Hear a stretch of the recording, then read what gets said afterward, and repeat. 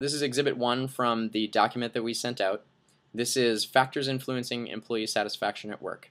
And you can take a look at this and you can delve into it a little bit deeper if you want to go into that document. But I want to just point out a couple of things. In terms of the personal factors that affect how much somebody is satisfied with their work, how much they're probably going to stick around and not try and find another job, how much they're going to tell their friends that they should also want to work for this company, how much they're going to communicate with customers and say, this is a great company and I totally believe in the products we're selling. If there's a personal motivation, if there's an alignment with the business mission, which is the number 2 factor down there, that is huge. So if somebody comes on board and they want a green job and they're working for a green company, they're going to be much more engaged. Everything else is about health. The gender part is sort of irrelevant. But everything else is sort of about health, about the commute time that they have. This ranked really high in this particular survey. It's the number 5 thing that's listed up there in terms of statistics they found that influence employee satisfaction.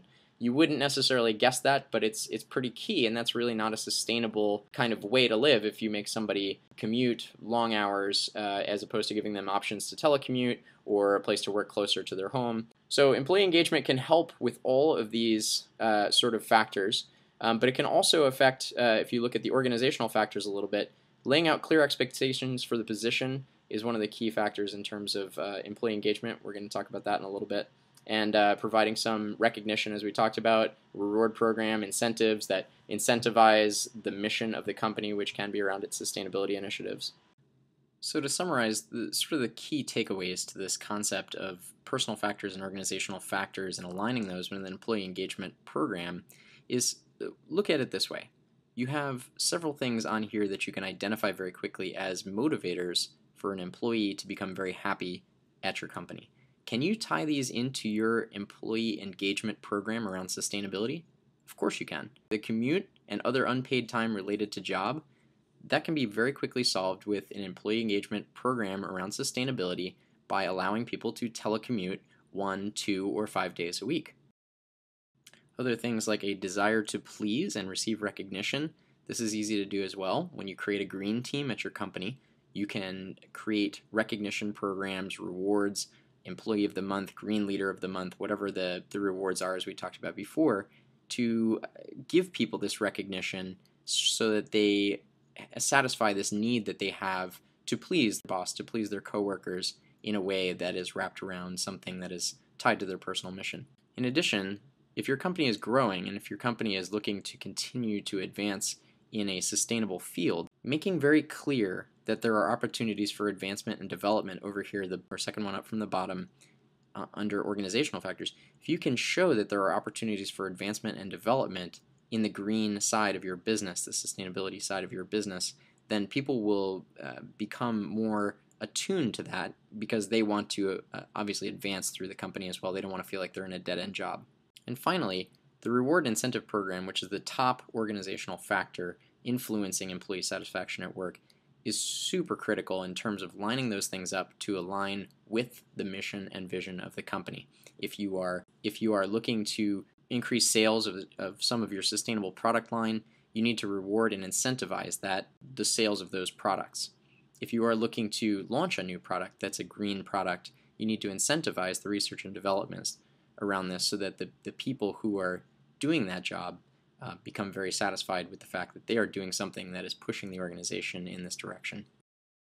The key elements that really need to be incorporated in any employee engagement program. We mentioned this: buy-in and participation from the outset from the people who are going to be involved. The second part is clear expectations, setting clear expectations about what the person's supposed to be doing and what will happen if they do it right and what will happen if they do it wrong. Creating open communications. So in these first 3, I'm going to talk about 2 examples here. In the case of Grayson Bakery, which is a very sustainable bakery in New York, they have set very clear expectations for their employees around their sustainability mission.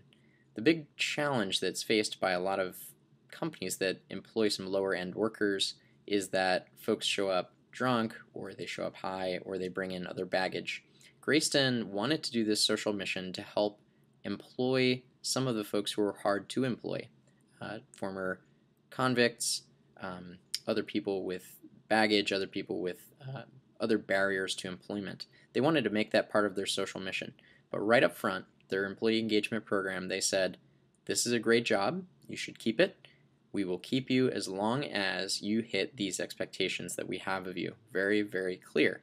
We expect you to show up sober, on time, with all the equipment that you need, keep really good personal hygiene, and to not have drug problems. You keep those things, and we will keep you. And as a result, Greyston has a very engaged, very bought-in workforce that works very hard. For smaller companies working in food production, such as this, turnover is extremely high. But at Greyston Bakery, they found extremely good results and don't have quite the need to continue to recruit new employees all the time because they're able to keep the employees that they have. The open communications part is really interesting. So one of the great ways to do this, you'll see the Marriott blog there at the bottom. That's the CEO blog. And open communications between the leadership and all of the folks working at the company is incredibly key for employee engagement. People will be much more engaged if they hear their leaders speak and if they have a chance to give some feedback. So one great way to do that as the company gets a little bit bigger is to have a blog with a comment section at the bottom so people can put their comments in. When the CEO makes a move, some strategic thinking, lays out some sort of goal for the future, he gets a chance to, or she gets a chance to explain it and then listen to feedback from people working with them. So those are the first three issues, the first three key elements in the employee engagement process: getting buy-in and participation, setting clear expectations, and having open communications. The next two are kind of grouped here because it's much more personal in terms of how the employee is rewarded and engaged. So making it extremely relevant to them personally and then aligning the incentives and rewards. Making it extremely relevant is so key in terms of the sustainability of one's personal life. As we talked about, so many of those factors in that employee satisfaction grid before were very personal sort of issues. When we did the sustainability consulting job for Walmart, doing the employee engagement, it was really key to make sustainability very, very personal and relevant to each one of those people. Found that connecting it with family and their communities and their own personal health was the most effective way to communicate sustainability. So creating a sustainability program at your company that takes wellness, health, and the person's family and personal life and work-life balance, that's extremely important. Again, it shows that you care about the employees and it's not just about maximizing profit and return. And then the final key is the aligning incentives and rewards. I put the scales picture in there because there's one very, very key tool that we've used at one client in particular called Cafe Organico. This is a small cafe, had about 7 or 8 employees. She created a whole composting program and a recycling program at her company, and the town that she was in did not offer those things, so it was kind of a new thing. She asked her employees to do it. They were not enthused. It was a little bit extra work for them. They were not happy about it. They didn't do it very much, and they didn't do it very well. So we talked with her about what she was seeing. She had some employee theft, and the bottom line was that she had not aligned incentives around the job itself that she wanted people to do. They were still clocking in, clocking out, getting paid the same, whether they did the recycling program, the composting program, whatever. So what we worked with her on was with this, what we call a balanced scorecard, which showed that the bonuses and incentives the employees earn was based largely on her vision and her strategy around becoming a green company. So the less the employees participated in the recycling and the composting program, the less they got paid.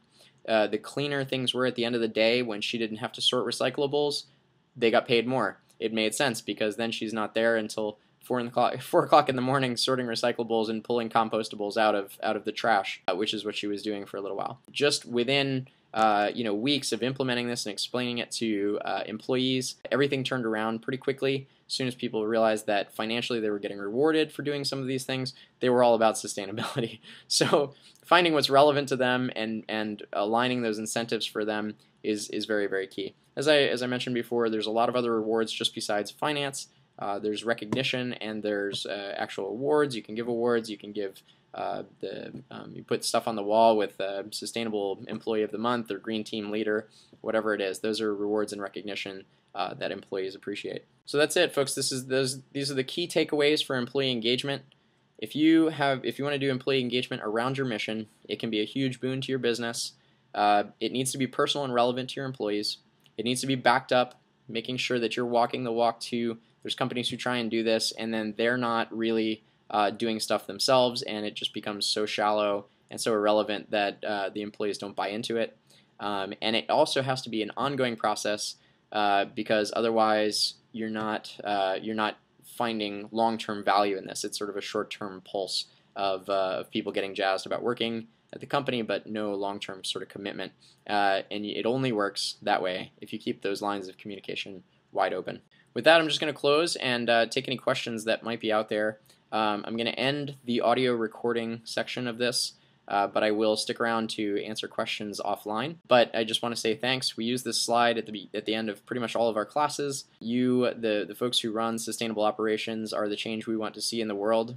Thank you for that. You're the reason that greenbusinessowner.com exists. You're the reason that I do what I do. Very grateful for your presence, and I look forward to continuing to serve you. So once again, I'm going to end the recording section now, and if there are any questions, I'll go ahead and take those again offline. Thanks for viewing this greenbusinessowner.com web class on employee engagement. Feel free to take a look at our website, greenbusinessowner.com. Click on the link at the top for classes. You'll find a list of all of our interactive web classes with razor-sharp focus on the sustainable marketplace, including raising capital, public relations, strategic planning, leadership innovation, you name it. Also, for our premium members, all of these classes are free, live. You get a good Q&A session, and you can also suggest a class if there's something you'd like to see taught. Go ahead and suggest it. We do work hard for our members.